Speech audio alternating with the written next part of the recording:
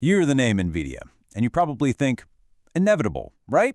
A multi-trillion-dollar company that's basically powering the entire AI revolution. It feels like it was always meant to be. But what if I told you this whole thing started not with some grand vision, but on the razor's edge of total disaster born from a series of catastrophic failures? The entire story really comes down to one man's core belief.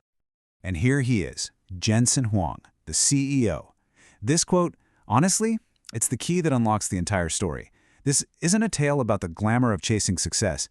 It's a journey fueled by the raw, gut-wrenching fear of failure, a totally different kind of motivation.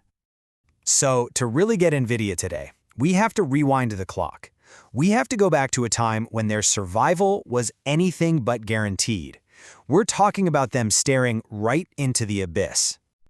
I mean, just look at how fast the dream imploded. They kicked things off in 1993 with this huge, ambitious mission, but just 2 years later, bam! Mid-1995, they hit a wall. A really big one. They realized their core technology is just wrong, fundamentally broken.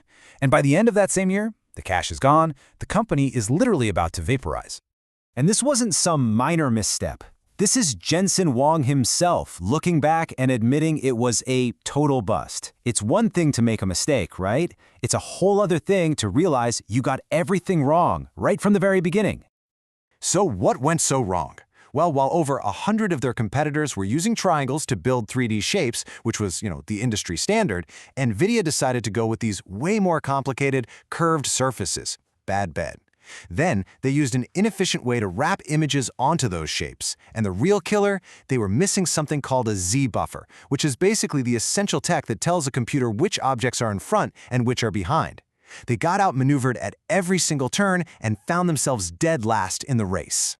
So the company is on life support. They've got one last, desperate move to make, and it involved turning to a completely unexpected savior and making a wild bet on an industry that, at the time, barely even existed. Okay, this is one of the most incredible stories in tech history. Seriously. Jensen Huang flies to Japan to meet with the CEO of Sega, who they had a big contract with. He looks the CEO in the eye and says, "Our technology is a failure. You should cancel our contract and find another partner." But then he makes this unbelievable ask. He says, "I need you to give us the final $5 million payment anyway, not to finish this broken project, but as an investment to save our company, even though we will most likely fail."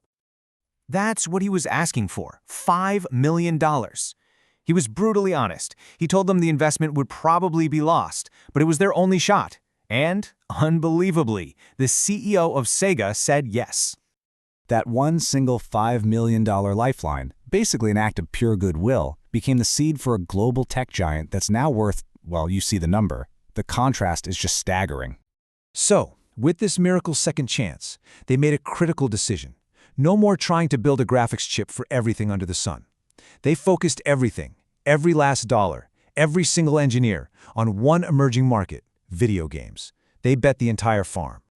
And for years, that's all Nvidia really was, a gaming company, a very successful one. But that singular focus on gaming hardware would, completely by accident, light the fuse for the biggest technological explosion of our lifetime, the AI revolution. So what in the world is the connection? Well, game and graphics are all about doing thousands, even millions, of simple calculations all at the same time, in parallel, to draw everything you see on the screen. And as it turns out, AI needs to do the exact same thing to process huge amounts of data. The fundamental engine was identical, but almost no one saw it yet. And this timeline just shows you the key moments. The real spark came in 2012. That's when some researchers used two standard GeForce gaming cards, the kind you could just go out and buy, to achieve this massive breakthrough in image recognition. That moment basically kickstarted modern AI, and Nvidia noticed.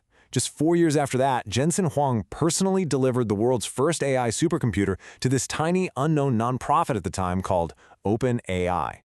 And this led to a pretty profound realization inside the company. They hadn't just built a graphics chip, they'd accidentally created a universal function approximator. Now, that sounds super complicated, but think of it this way. It's a machine that can learn to solve almost any problem, not just one specific task, simply by studying examples. It could learn physics, it could translate languages, it could understand biology. They realized they had built the engine for a completely new kind of software. This whole journey, The near-death experience, the desperate bets, the accidental discovery, it all came together to forge a really unique philosophy of leadership that still drives the company to this day. And Jensen describes it like this.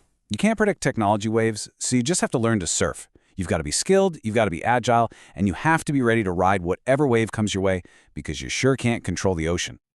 That early crisis baked a very specific playbook right into Nvidia's DNA.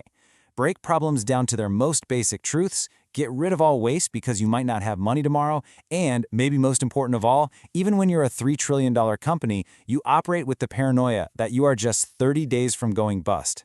That feeling, he says, it never leaves. And that brings us right here to today. Nvidia's story of survival didn't just create a company, it helped give birth to this whole new AI-powered world we're now trying to figure out. Nvidia's origin story is all about resilience, humility, and a healthy dose of fear. And as the technology they pioneered creates a future that we can barely even imagine, it leaves us with a pretty big question. If their journey was defined by navigating failure, what will this next chapter of the AI story demand from all of us?